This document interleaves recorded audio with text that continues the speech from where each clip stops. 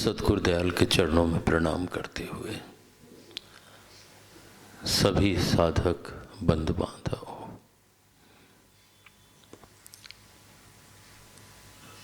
हम सभी लोगों ने भी वचनों का भी श्रवण किया, महापुरुषों के जीवन वृत्तांत के भी कुछ अंश सुने, भजन और शब्दों का भी श्रवण किया।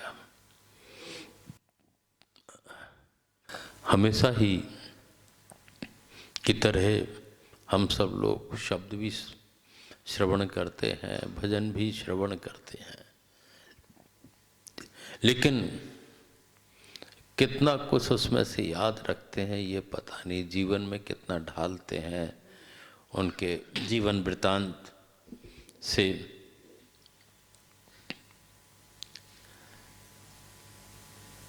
आवश्यकता है कि कोई भी महापुरुषों के वचन और जीवन के अंश जो हम श्रवण करें उसमें से कुछ ना कुछ ग्रहण करते हुए अपने छाप उनकी अपने हृदय पटल पर लगी रहे, तभी वो कारगर होते। मनाकाश के ऊपर ऐसी छाप बनी रहे ताकि उसके हमें बार बार ध्यान रहे कि हमने क्या सुना है, क्या समझा है, क्या हम कर रहे हैं, कैसे हम चल रहे हैं। जब तक हम मनन नहीं करते हैं, विचार नहीं करते हैं, तब तक उसका प्रभाव जीवन में हमारे ऊपर नहीं पड़ पाता। सुना, जैसे कई जगह भागवत पुराण का हम श्रवण करते हैं, श्रीमद् भगवत गीता का हम श्रवण करते हैं। 8-8 दिन ऐसा लगता है कि जितने लोग प्रांगण में होते हैं उनसे बड़े भक्त कोई है ही नहीं, और बड़े शालीनता से बैठ कर के सुनते हैं। तदुपरांत 7 दिन वो श्रवण किया, उसके बाद वो ही रह जाता है केवल, जैसे कहावत है ना, नॉन तेल लकड़ी वाली, और सब भूल जाते हैं। भक्ति कठिन है, लेकिन भक्ति के बिना जीवन का अस्तित्व भी नहीं है। भक्ति ये नहीं कहती कि सब कुछ छोड़ करके और हम भजन बंदगी करें तभी वो भक्ति है। सबके बीच में रह करके और अलग रहें और उससे जुड़े रहें, वो भक्ति है, वो महत्वपूर्ण है। सब कुछ छोड़ दिया, कई ऐसे जगह स्थितियां बनती हैं कि सब छोड़ के सन्यासी बन गए, ब्रह्मचारी बन गए, जंगल में बैठ गए।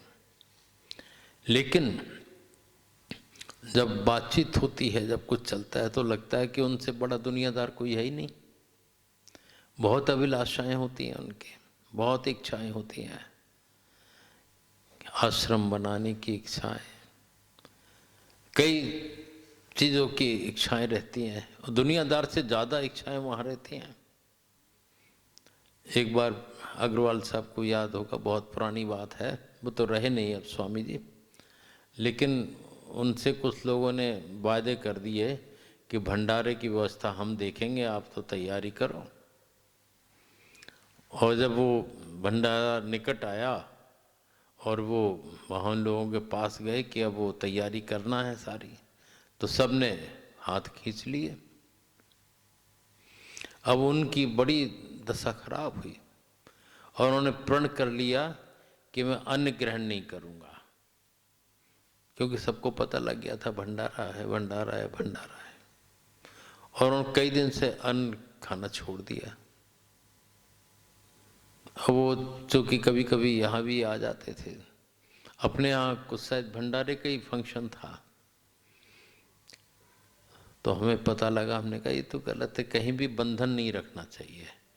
अपन जो कर सकते हैं पहले अपना देख लेना चाहिए, फिर कोई करता है तो ठीक है, नहीं करता है तो उस पर डिपेंड नहीं होना चाहिए। और जब डिपेंड हो जाते हैं तो फिर ये सारी कष्टदायी स्थितियां बनती हैं।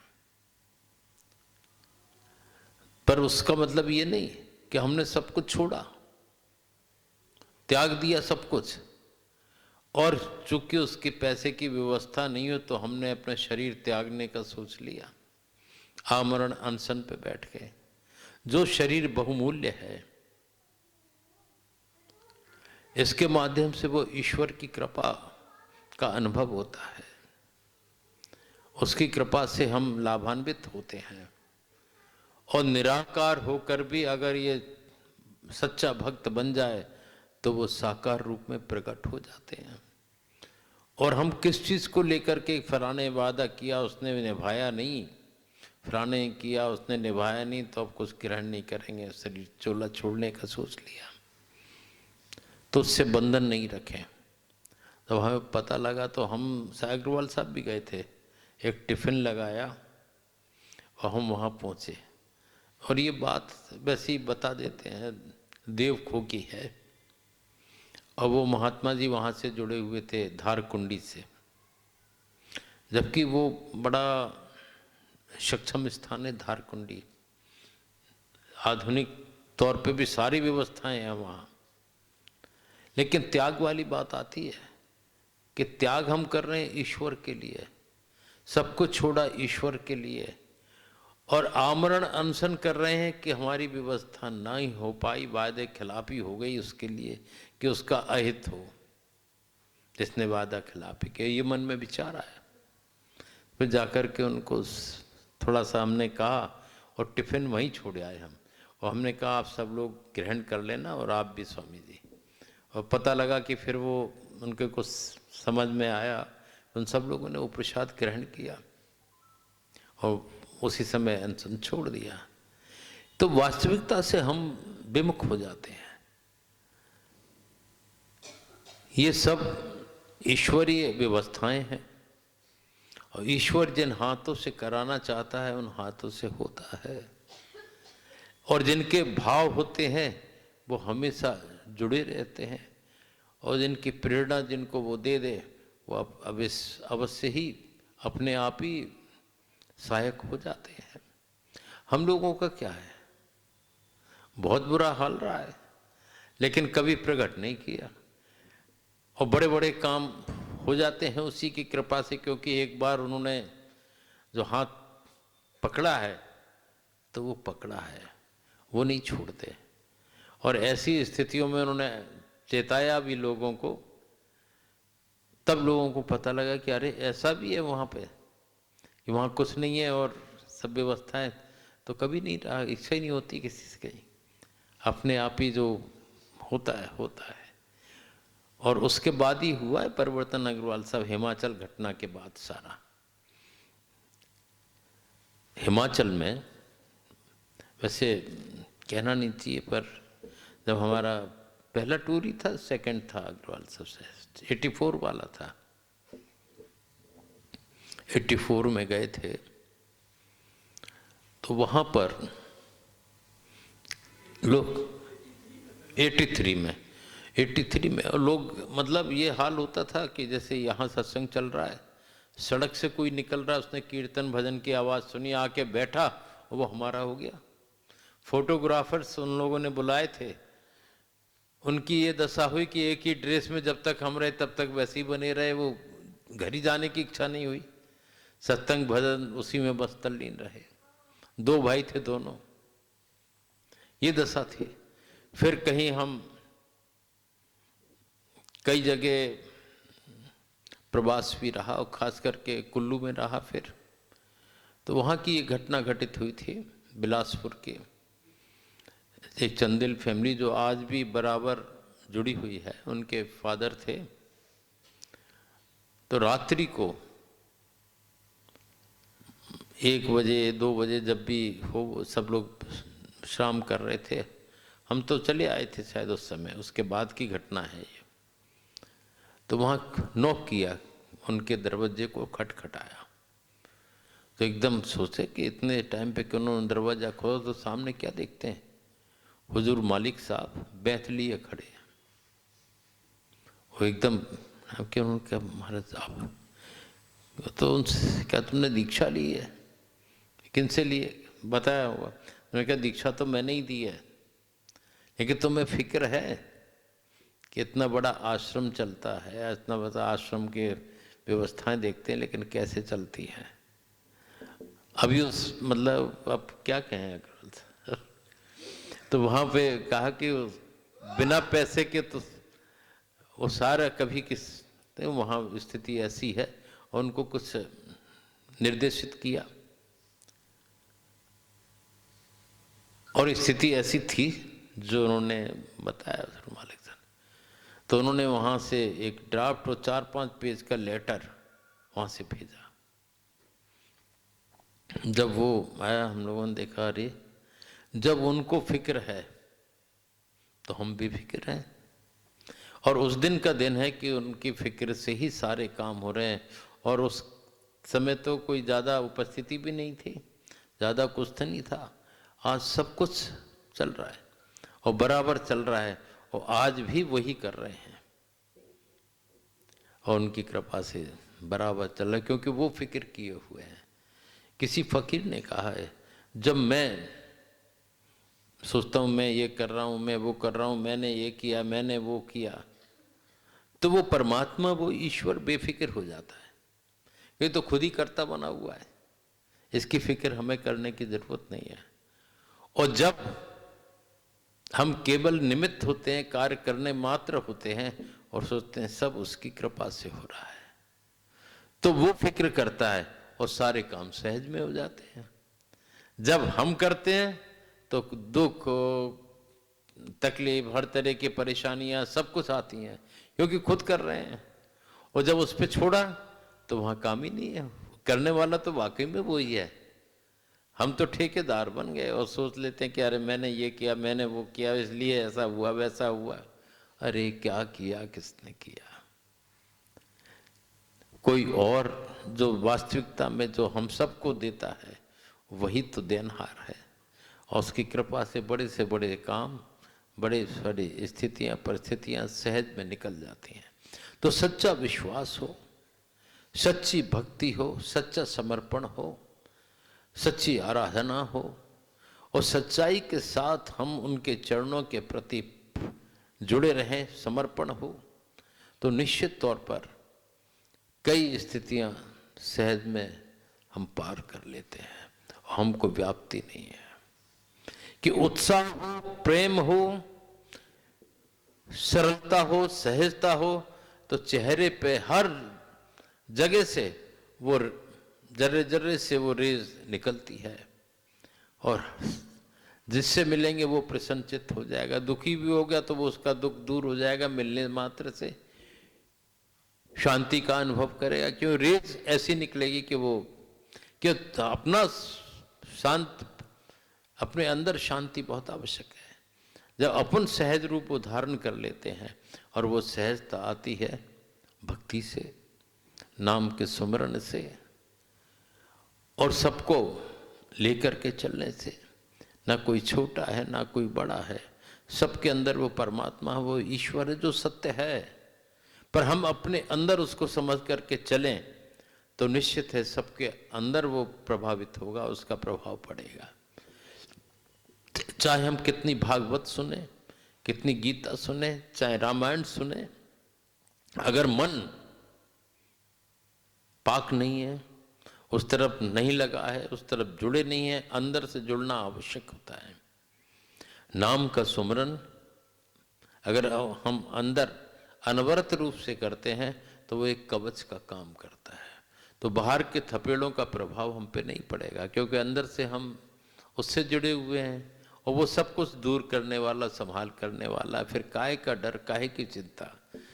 अगर ये स्वभाव हमारा बन जाए तो दुनिया भी संभल जाती है और परमार्थ तो उसकी दया से संभला ही संभला है। तो सच्चे भक्त बने, सच्चे साधक बने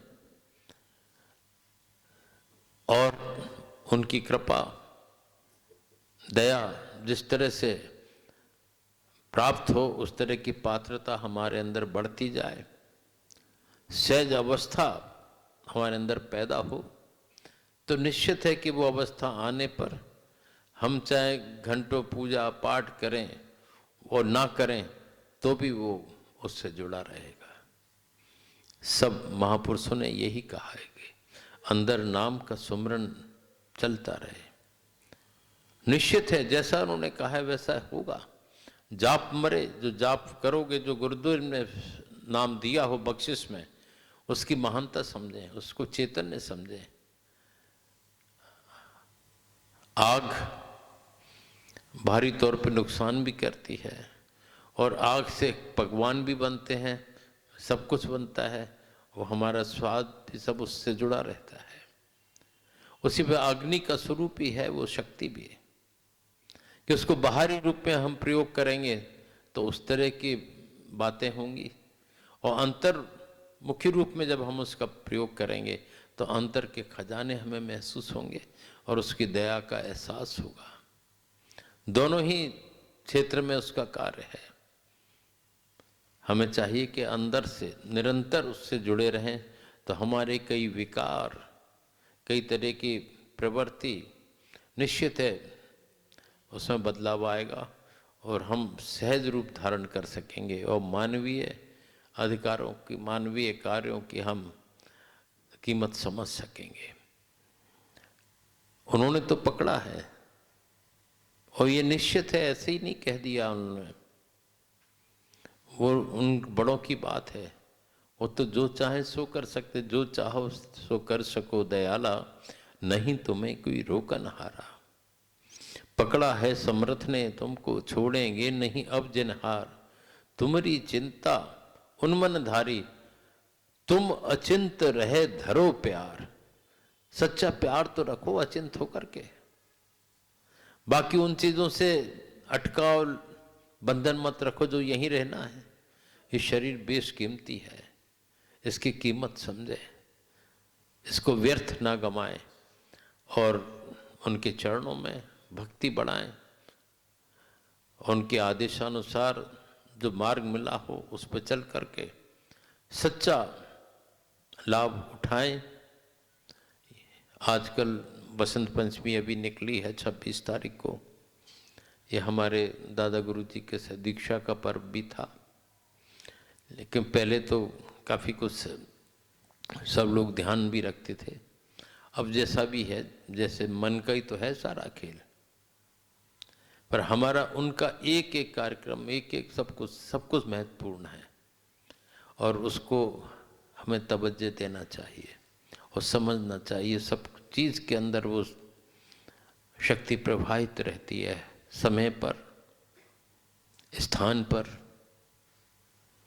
और उनके वाक्यों में भी वो शक्ति प्रवाहित होती है। अभी एक चूँकि कॉलेज की स्थापना हुई है, अपने काफ़ी टाइम हो गया, कई वर्ष, तो एक विशाल तो नहीं, महोत्सव तो नाम रखा है, क्योंकि सब भक्त लोग सब वहाँ रहेंगे, अपन सब लोग रहेंगे, और जो आगंतुक होंगे अपने अतिथि, अपन तो सब उस परिवार के सदस्य हैं, पर जो लोग रहेंगे उनके भी सबके भोजन प्रसादी की व्यवस्था भी रखी है। तो अपने को सबको हाथ बटाना है। हाथ बटाने से मतलब ये नहीं कि व्यवस्थाओं को देखते हुए, बाकी तो सब चल रहा है, सब कुछ हो गया, उससे तात्पर्य है, और सब उसमें शामिल हो, अच्छा लगेगा। व्यवस्थाएं कुछ की हैं, शायद कुछ कमी वमी भी हो सकती है, पर अपने को कमी नहीं देखना है, अपने को तो उनकी कृपा देखना है, कृपा बस मिलती रहे, और प्रसाद ग्रहण करना है। तो वहाँ पे भी अग्रवाल साहब ने पता तो बता ही दिया है, झांसी रोड पर है पावर स्टेशन, उसके बाद लेफ्ट को टर्न होते हैं, देवारे रिसोर्ट है, उससे पहले अपना कॉलेज है। तो अभी इसमें फंक्शन में करीब करीब अग्रवाल साहब हमने सबको ही बुला रहे हैं इस बार, क्योंकि दशहरे का रहा नहीं है, तो हमने कहा ये एक बहाना मिल गया, तो सब लोग रहेंगे, तो सबको अपन को देखना है, और सब वहाँ पे रहें, ज़्यादा से ज़्यादा जो भी रह सकते हैं, कोई दिक्कत नहीं है, सब उसकी व्यवस्था है, वो करेगा। मौसम तो बड़ा गड़बड़ चल रहा है, लेकिन हो जाएगा शायद अग्रवाल साहब, तो सब उसकी कृपा से है, तो आप सब लोग भी रहिएगा, और जो भी उसका कार्य है, उसके कार्य में, उसकी उपस्थिति में तन से मन से लगना चाहिए, और प्रेम सबसे बड़ी चीज़ है, भाव बहुत बड़ी चीज़ है। तो सब कुछ उसकी कृपा कार्य करते हुए भी उसकी कृपा के हम पात्र बन जाते हैं। तो पुनः सभी लोगों को जैसे अग्रवाल सर ने बताया उसमें तो रहें ही। पुनः हम सतगुरु दयाल से प्रार्थना करेंगे कि सबको अपनी दया का पात्र बनाए रखें, ताकि सबके देहिक देविक भौतिक जो ताप हैं वो सने सने दूर हो जाएं और सच्चे प्रेम से सच्चे भक्त बन सकें और उनकी कृपा सदैव मिलती रहे। ओम।